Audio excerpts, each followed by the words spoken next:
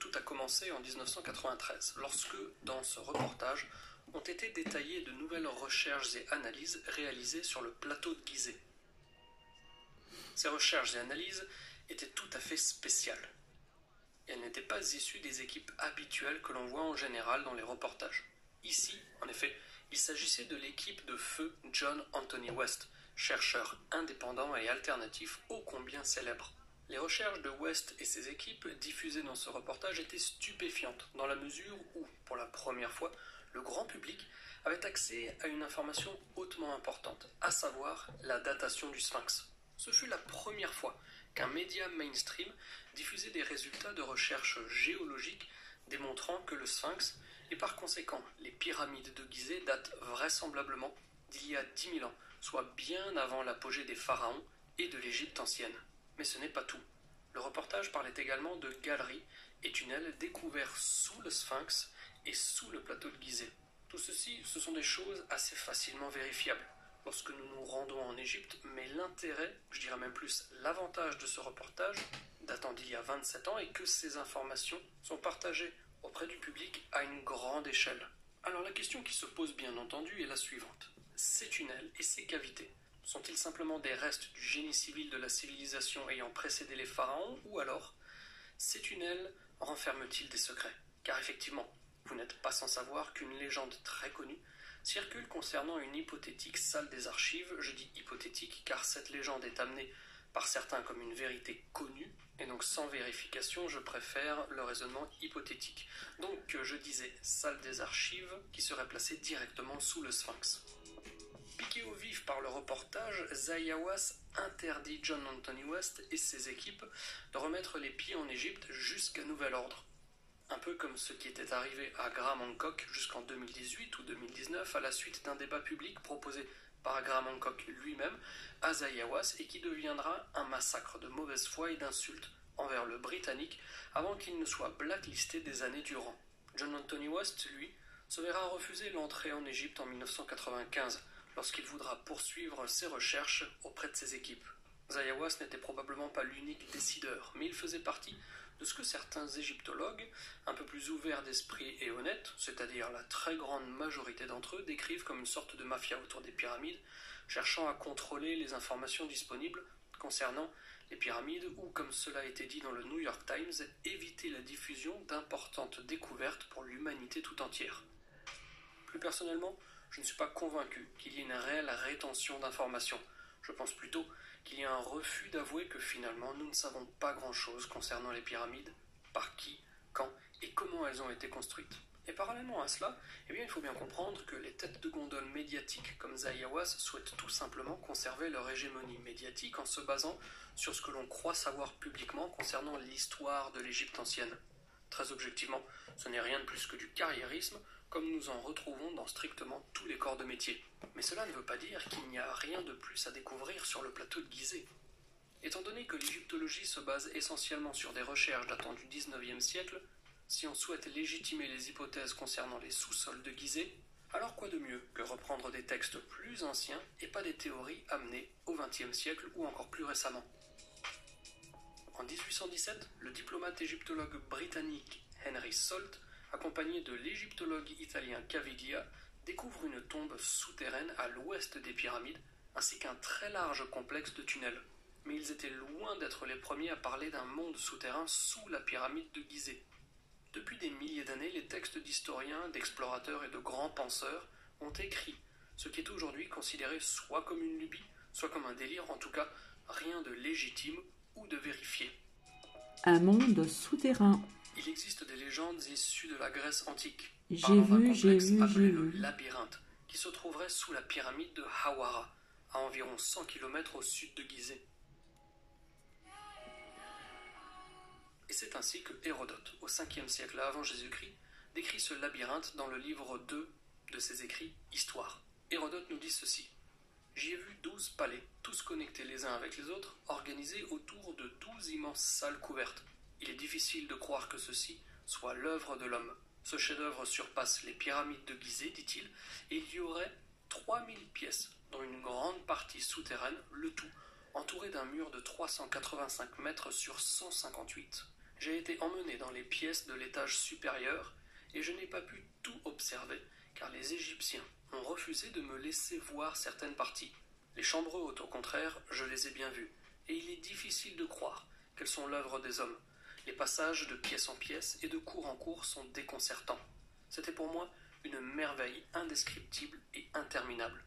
Au fond du labyrinthe se dresse une pyramide où sont gravées dans la pierre de puissantes figures et déités.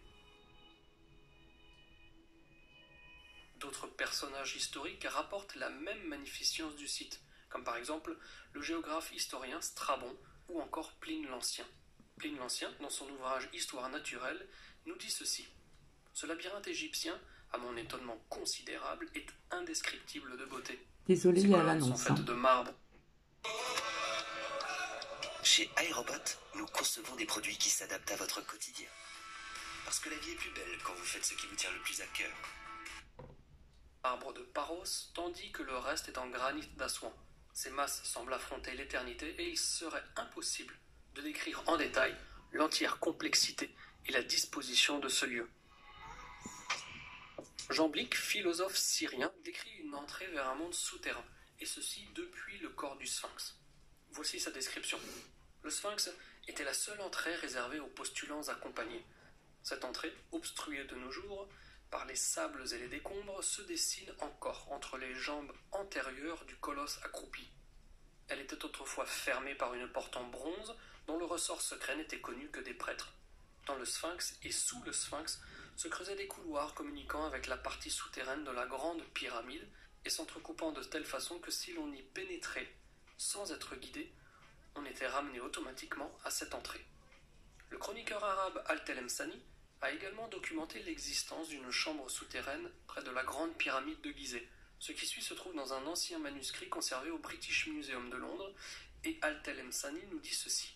Du temps d'Ahmed Ben Touloun, un groupe est entré dans la pyramide par son tunnel et a trouvé dans une chambre latérale une coupe faite d'un verre aux textures et couleurs indescriptibles. Alors qu'il partait, une personne manquait au groupe, et en revenant le chercher, il est sorti vers eux nu et en riant. Il leur a dit « Ne me suivez pas, ne me cherchez pas », puis il s'est précipité dans la pyramide, il était comme ensorcelé. En apprenant l'existence d'événements étranges sous la pyramide, Ahmed Ben Touloun exprima le désir de voir ce qu'il pensait être une coupe magique. La coupe en question fut examinée, remplie d'eau et pesée, puis vidée et repesée. L'historien écrit qu'il a été remarqué que cette coupe trouvée dans les souterrains de la pyramide avait le même poids, qu'elle soit vide ou pleine. Un des noms anciens de Gizeh suggère également l'existence de souterrains. Gizeh fut appelé aussi Rosto, qui signifie la bouche des passages ou encore l'autre monde. Mais alors, s'il y a effectivement des tunnels et des souterrains sous le plateau de Gizeh, sont-ils contemporains des pyramides? Et si oui, à quoi servaient-ils? Le philosophe grec Crantor, au IIIe siècle avant Jésus-Christ, parle lui aussi de deux grandes colonnades souterraines. Un peu plus tard, au IVe siècle de notre ère, le philosophe romain Ammien Marcellin parle lui aussi de souterrains en dessous du plateau de Gizeh, et que leur fonction était de conserver et de protéger les connaissances de la civilisation contre le déluge. Il est intéressant ici de noter la connaissance d'un déluge et la nécessité de conserver les acquis civilisationnels dès le IVe siècle de notre ère. Al-Masoudi, au Xe siècle de notre ère également, écrit que les connaissances en art et en sciences des civilisations ayant précédé la civilisation arabe étaient cachées sous les pyramides, afin que ceux qui le pourraient en bénéficient une fois ces connaissances récupérées. Au XIVe siècle, Christian Rosenkreuz, fondateur de la Rose-Croix, parle également de souterrains présents sous le plateau de Gizeh. Et plus précisément, il parle d'une sorte de bibliothèque contenant des livres résumant les connaissances accumulées par l'humanité à ce moment-là de son histoire. Alors si tant de personnes ont parlé des souterrains de Gizeh, et qu'ils existent, alors pourquoi les débats ne les mentionnent-ils jamais? Pourquoi les études et les fouilles complémentaires sont-elles refusées? Et pourquoi camper sur un postulat qui a été décrit en 1972 par l'université d'Harvard, qui affirme que personne ne devrait se soucier des affirmations délirantes concernant la Grande Pyramide ou les supposés passages, temples et salles encore enfouis sous le sable égyptien? Et si, tel que les historiens les suggéraient, Il existait effectivement un regroupement de connaissances liées à l'existence d'une civilisation ayant précédé les pharaons. Alors il est facilement compréhensible que le son de cloche officiel ne souhaite pas nécessairement s'attarder sur le sujet.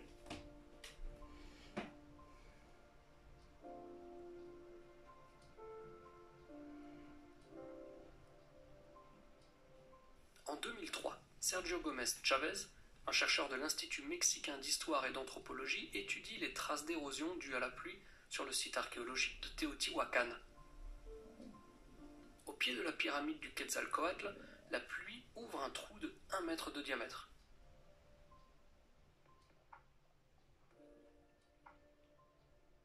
Intrigué, le chercheur décide de descendre. Il y découvre alors un puits aboutissant sur un tunnel d'époque dans lequel son équipe retrouve un nombre incalculable de trésors antiques.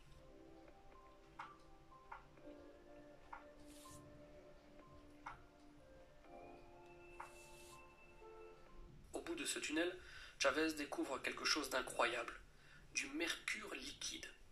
La présence de ce métal liquide précieux et dangereux a interloqué les chercheurs.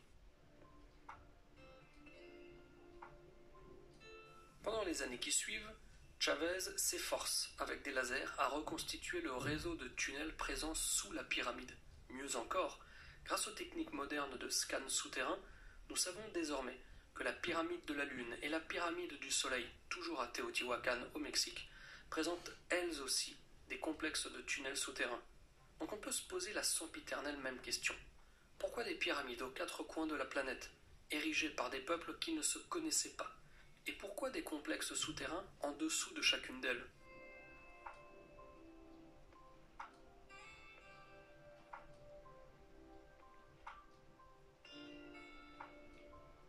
En 1891, Nikola Tesla propose une conférence à New York devant des ingénieurs américains. Il se place devant son audience avec une ampoule dans chacune de ses mains, et chaque ampoule est libre, elle n'est connectée à aucun système, aucun câble. Mais à la grande stupeur du public présent ce jour-là, les 2 ampoules s'allument. Nikola Tesla Sur Disney+. A great murder mystery unpeels itself. Secrets are the fun part. explique alors que l'électricité se diffuse dans l'air. La réaction qui se produit à cet instant lors de la conférence de Tesla est générée par 2 morceaux de métal qui sont placés sur la scène, mais loin des ampoules. Tesla émet alors la possibilité que cette réaction peut être dupliquée à plus grande échelle et pourquoi pas, comme il le dit à son audience, à l'échelle de la planète tout entière. 10 ans plus tard, en 1901, après plusieurs années d'études et d'essais infructueux, Nikola Tesla et son équipe arrivent à mettre sur pied la Wardenclyffe Tower, haute de 60 mètres. La tour prend ses racines dans le sol, à près de 50 mètres de profondeur, et se voit surmontée d'un dôme de 55 tonnes de métaux conducteurs. Tesla nous explique que dans le système qu'il a inventé, il est nécessaire que la machine soit agrippée à la planète, sinon ses effets seront limités. Cette attache, entre guillemets, est nécessaire pour que les effets de la tour soient planétaires. L'idée était de capturer de l'électricité terrestre afin de la propager grâce au courant tellurique, et le tout en utilisant la ionosphère à 80 km d'altitude. Selon Tesla, à ce moment-là, toutes les antennes de réception présentes sur Terre pourraient recevoir l'électricité depuis la ionosphère. C'est ainsi que Tesla pensait pouvoir distribuer de l'électricité librement et à l'échelle de la planète. En 1905, Tesla dépose même un brevet valable aux États-Unis uniquement intitulé « L'art de transmettre l'énergie électrique en utilisant les canaux de transmission naturels ». De manière assez étonnante, c'est aussi en 1905 que son investisseur principal, JP Morgan, décide de retirer ses fonds des projets de Tesla. Quels que soient les débats clivants provoqués par ce retrait, il faut simplement garder à l'esprit que JP Morgan réalisait une partie importante de sa fortune grâce à l'industrie pétrolière. Cette industrie même qui serait mise à mal si le projet de Tesla de transmettre librement l'énergie avait vu le jour. Nikola Tesla était fasciné par les pyramides. Certains le disaient même obsédé par ces structures qu'il étudiait de très près. Il est possible que les pyramides soient à l'origine du brevet déposé par Tesla. En effet, la structure nécessaire à la mise en place de sa technique brevetée s'intitulait tout simplement la pyramide électromagnétique de Tesla.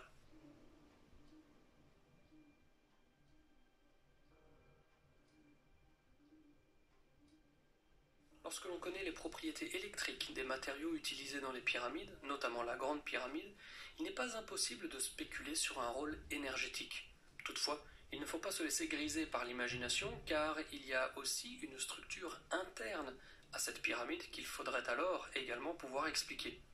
Mais il est vrai qu'en 2018, une équipe de chercheurs publie une étude dans le journal de la physique appliquée, expliquant que les pyramides, et la Grande Pyramide plus spécifiquement, sont capables de générer et concentrer une énergie électromagnétique au cœur de leur structure, et ce, de manière tout à fait autonome. Certains ont alors imaginé comment tout cela pouvait s'activer ou se mettre en route, entre guillemets, à l'époque des pharaons, ou en tout cas, à l'époque des bâtisseurs. L'eau des nappes phréatiques remonte dans les tunnels souterrains ainsi que dans le calcaire par capillarité. À ce moment-là, la structure imbibée d'eau commence à vibrer à très petite échelle grâce à l'eau et ses matériaux. Les pyramides deviennent alors des sources d'énergie, tout comme la tour de Tesla. Dans les deux cas, l'énergie est pompée depuis le sol et diffusée vers l'atmosphère. Dans ce cas de figure, beaucoup parleront des obélisques comme étant des antennes réceptives de cette énergie. Cependant, il faut admettre que ces obélisques sont géographiquement concentrés sur certaines parties et certaines régions de l'Égypte. Par conséquent, cela est un peu contradictoire avec ce qu'on serait en mesure d'attendre, c'est-à-dire des obélisques diffusent de manière homogène sur l'ensemble du territoire égyptien. Il est certain que tout ceci peut paraître un petit peu loufoque, car finalement, avons-nous vraiment des éléments tangibles pour vérifier tout ceci? Non, et c'est vrai. Mais il faut également reconnaître que nous n'avons pas plus d'éléments tangibles concernant les caractéristiques qui définissent une tombe selon les critères de l'Égypte ancienne. En tout cas, nous n'avons pas assez d'éléments tangibles concernant les pyramides et leurs fonctions sépulcrales. Alors bien entendu, lorsque l'on parle d'électricité, on ne peut s'empêcher de penser à la batterie de Bagdad ou la pile de Bagdad. On ne peut pas non plus s'empêcher de penser à ce qui ressemble à des ampoules dans les cryptes souterraines du temple de Dendera. On pourra donc chercher des éléments dans les textes anciens d'auteurs qui n'avaient aucun intérêt à mentir ou à fabuler à ce sujet. Et pour ce faire, nous allons reprendre un exemple de Jamblique. Dans Les mystères des Égyptiens, des Chaldéens et des Assyriens, Jamblique nous dit ceci. Nous sommes entrés dans une chambre, et à cet instant, elle fut illuminée automatiquement par un tube aussi haut qu'un homme. À mesure que nous nous rapprochions du tube, il éclairait de plus en plus fort. Mais lorsque je l'ai touché, il s'est éteint. Nous avons concentré nos efforts pour le rallumer, mais il restait éteint. La question reste donc posée. Si les pyramides ne sont pas des tombeaux, et que leur utilisation était liée à de l'énergie, quelle qu'en soit sa forme, de quelle manière les anciens Égyptiens ont-ils pu construire ces pyramides? Car en effet, il est bon de rappeler que même si cette pyramide n'avait pas vocation à utiliser, produire, stocker ou diffuser de l'énergie, elle présente tout de même des caractéristiques techniques qui rivalisent sans rougir avec la connaissance moderne. Je parle bien de connaissance et pas nécessairement de technologie. Il est probable que l'Égypte, ses pyramides et le plateau de Gizeh conservent leurs secrets pour la nuit des temps et que nous cherchions encore longtemps, très longtemps, à percer les mystères qui se cachent habilement depuis des millénaires derrière les fariboles de tous bords qui bercent de manière clivante les passionnés que nous sommes, mais qui au moins auront eu le mérite de nous avoir mis le pied à l'étrier avant que nous nous nuancions nos approches en trouvant un juste milieu, à mi-chemin, entre les contes pour enfants des livres scolaires et les délires extraterrestres des désœuvrés du clavier.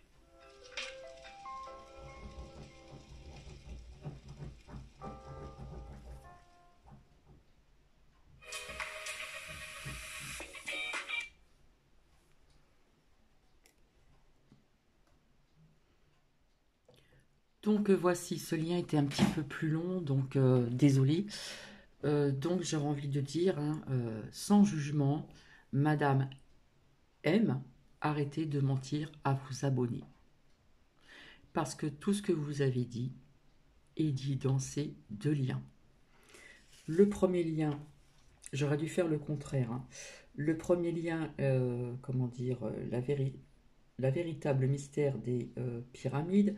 Et ce second lien, à l'instant, la pyramide électromagnétique de Tesla. Tout ce que Madame M a dit est dit dans ces deux liens. Google est mon ami, YouTube est mon ami. Bisous, et c'est vrai que ceci est très très intéressant. Personnellement, j'ai écouté, j'ai toujours été attirée par les pyramides et j'ai écouté plusieurs documentaires, les uns différents des autres. Donc chacun a chacune son opinion. Voilà, prenez ce qui résonne en vous. Mais Madame M, arrêtez de mentir à vos abonnés, à dire que j'ai vu, j'ai vu, j'ai vu. Ouais, et ben j'ai vu. Bibi aussi, elle a vu. Donc, Google est mon ami et YouTube aussi. Allez, je vous fais des bisous. Ne croyez pas que je suis dans la malveillance, mais toutes les personnes qui arnaquent des personnes, qui ne sont pas dans l'honnêteté et qui se disent très spirituelles, sincèrement, ça ne passe pas. Tout simplement. Vous pouvez mettre les commentaires que vous voulez, ce n'est pas grave, mais c'est vrai que ceci est très intéressant aussi. Plein de bisous et passez un très bon dimanche. À bientôt. Bisous, bisous.